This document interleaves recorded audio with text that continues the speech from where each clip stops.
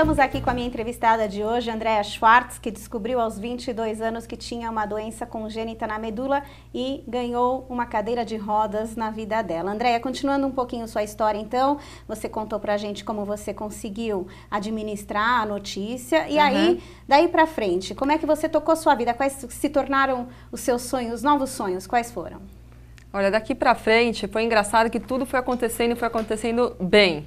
Né? Porque eu acho que assim, a partir do momento que eu assumi, né, a cadeira, assumi minha nova realidade, né, as coisas começaram a dar certo, né?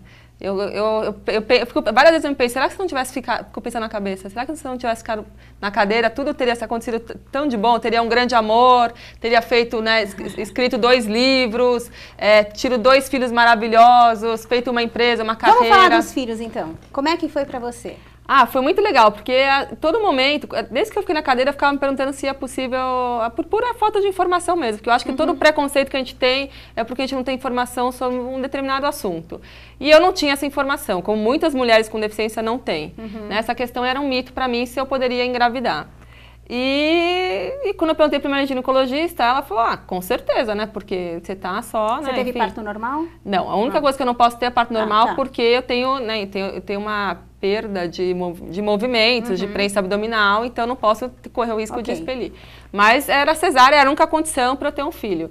E eu falei, tá bom, daí minha médica falou, inclusive, deixa rolar, vamos ver. E a gravidez na cadeira de rodas? E foi ótima, foi muito engraçado porque assim, né, o Guilherme, que é o meu primeiro filho, eu dava muita palestra grávida e as pessoas assim, realmente, primeiro que as pessoas sempre me perguntam se, né, perguntam pro Jacques, normalmente que a gente é palestrante junto, se eu vim preparada para dar o treinamento. Aí ele fala, preparada como? O que você quis dizer? Não, ela tá falando sobre deficiente, ela senta na cadeira de rodas, né? Não, ela é realmente deficiente. Porque as pessoas acreditam que uma pessoa com deficiência, primeiro ela não pode estar bem, né? Segundo, ela não pode ter vaidade, acabou a vida para ela, né? Ela não pode ser mãe, não pode se casar, ela não pode ter nada, porque ela tá presa naquela situação dela. Então, eu muito trabalho para isso, realmente, para quebrar todo tipo de preconceito, de paradigma. Não, eu sou uma pessoa normal, eu sou uma mulher, né? Então eu tenho a minha vida, tenho meus filhos, tenho minha carreira, tenho a minha empresa, cuido da minha casa como qualquer mulher, né? E tive meus filhos também. Então, isso eu gosto bastante de falar que tudo é possível, né? Mas foi engraçado, enfim, aí quando eu descobri que eu estava grávida,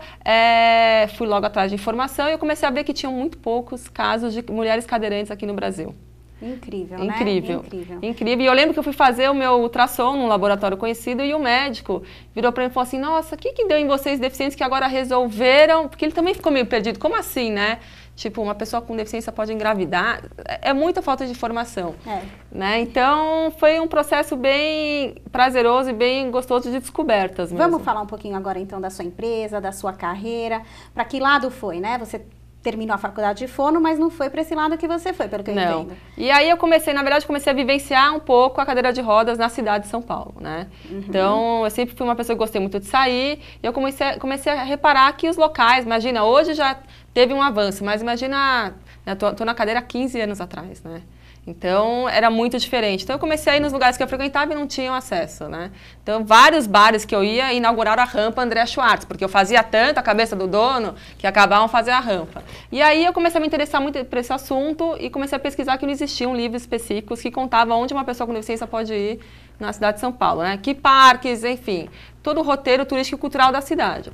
E aí a gente resolveu fazer, eu e o Jacques, eu e o Jacques resolvemos fazer o livro, né, o Guia São Paulo Adaptado, que contava um pouco sobre a cidade de São Paulo, essas informações úteis para a pessoa com deficiência poder sair com conforto. Vocês só escreveram esse livro? E aí, não. E aí começou a nossa história, né, nossa carreira, porque aí a gente muito rápido conseguiu patrocínio para fazer o livro, porque a gente não tinha Lei Rouanet, não tinha nada naquela época. Então a gente, nem repórteres, nem enfim, quem ia nos locais era eu, Jacques, coletar as informações. E a gente teve um patrocínio e em função disso, um grande supermercado chamou a gente para prestar consultoria.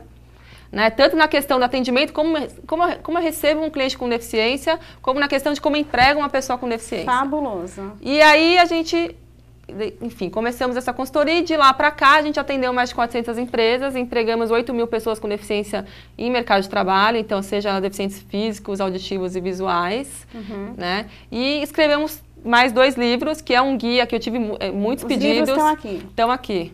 O Jacques está aqui. Eu vou chamar o Jacques para o pessoal ver o rosto do homem apaixonado, que toda mulher sonha. O sonho... Jacques, daqui os livros.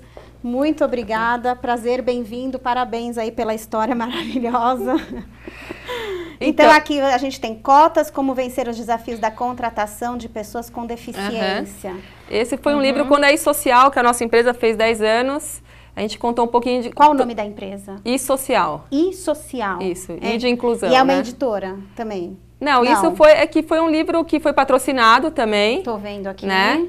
Por um banco e, enfim, é um livro nosso. A gente que fez a gente que escreveu o livro, enfim. Aqui é baseado na experiência como consultoria como consultoria e cases reais de inclusão em grandes empresas e deficiências mais severas também, que era o meu desafio, porque assim, empregar pessoas com deficiência mais leve é uma coisa mais fácil. O difícil mesmo é você colocar um cego, um cadeirante, um surdo total. Então a gente conta cases de sucesso, uma pessoa que tem uma paralisia cerebral, em pontos estratégicos da empresa. Então, as pessoas com deficiência procuram vocês também? Isso, a gente tem um banco de talentos e a gente emprega pessoas, a gente faz a intermediação, a vaga a pessoa com a vaga, né, da empresa. Bárbaro. E esse aqui, Guia Brasil para Todos. Então, aí, enfim, como toda a nossa história, né, de empresários começou com a questão do Guia de São Paulo, a gente tinha muitos pedidos para fazer do Brasil, porque assim, não é só São Paulo que não tem informação, o Brasil não tem informação. Sim. Aonde eu posso ir? Como é que eu vou no Pelourinho utilizando uma cadeira de rodas? Né? E aqui conta. Não. Só de táxi. Mas vocês foram, vocês fizeram essa pesquisa só de táxi?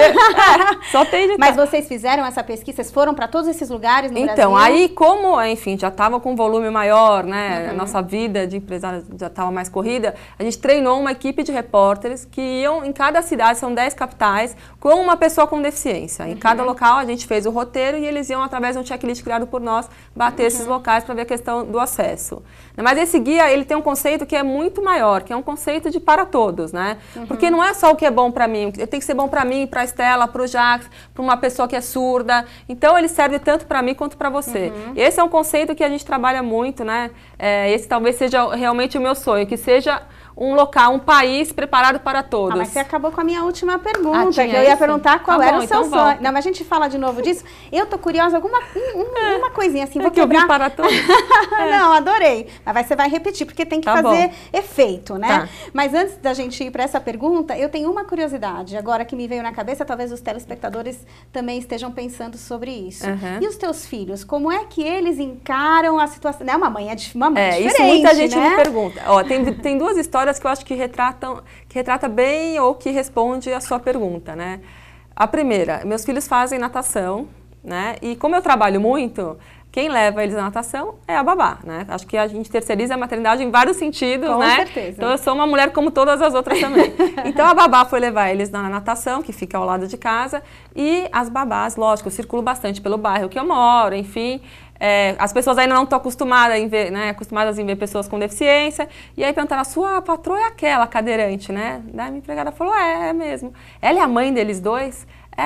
Mas como é que ela fez para ter filho? Aí a minha empregada, que é da Bahia, falou, oxe, como é que você acha? Como você fez, né? Então, é engraçado que as pessoas ainda... E as crianças, elas lidam muito bem com a cadeira, né? Eles sentam com uma naturalidade na cadeira. Outro dia eu estava na livraria do shopping, né? No shopping que eu também frequento bastante, e eu estava com eles lá na parte infantil e chegou uma menina, eu estava contando a história para o meu mais novo, chegou uma menina para o meu mais velho e falou assim, aquela lá é sua mãe? Aí ele falou, né? Ela é doente, ela tá doente, mas ela é tão bonita, né? Aí ele pegou, colocou a mão na cintura e falou assim, a minha mãe não é doente, tá? Né? Ela tá na cadeira de rodas, então para eles é uma coisa natural. E eu vejo que para os colegas de trabalho, né, os colegas deles de escola, também é uma coisa natural. Porque quanto mais você convive, mais natural fica, né? Mais esses mitos são todos quebrados, né? Bom, Andréia, apesar de você já ter mencionado o seu sonho anteriormente, queria ficar aqui conversando com você. Eu também. Acho que assim, a tua história é maravilhosa. Contar nossa história. E acho que é tão inspiradora para todo mundo. Aí eu te acompanho no Facebook também, eu vejo que lá tem fotos de você fazendo ginástica. Tendo uma vida normal, viajando na Disney, um monte de fotos lindas, maravilhosas do seu marido te segurando no colo. A gente tem isso, a gente tem uma foto que é bem...